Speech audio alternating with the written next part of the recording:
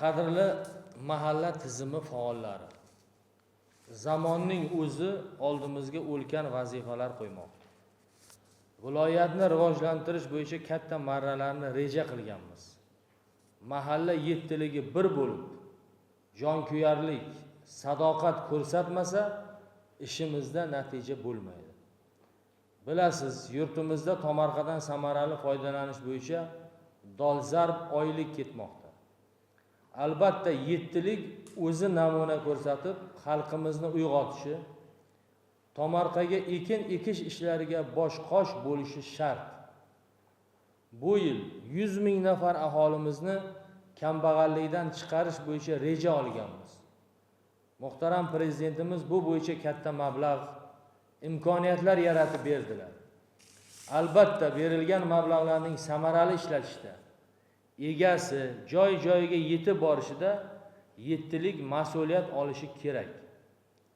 To'y, aza, har xil marosimlardagi ortiqcha hashamat, dabdaba kabi salbiy illatlarni tak tomiri bilan quritishda yettilik tashabbuskor bo'lishi lozim.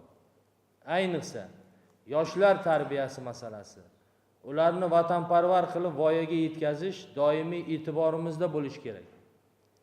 Yettilik mahallaning qulf kalitini o'z qo'liga olib, jinoyatchilik, oilaviy ajrim, nizolarni oldini olishda qat'iylik ko'rsatish kerak. Odamlarni sog'lom turmush tarzi, jismoniy mashq, yurish, yugurishga chorlashda ham tizim xodimlarining xizmati katta bo'lishi zarur. O'ylaymanki, bu tizim faollari, xodimlari bu vazifalarni bajara oladi.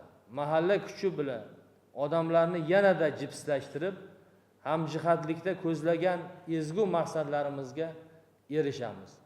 Mahallalarimizni obod, farovon etishda sizlarning kuch-g'ayratingiz, bilim tajribangiz, bunyodkorlik salohiyatingizga tayanamiz. Yana bir bor barchangizni bugungi bayram bilan tabriklayman.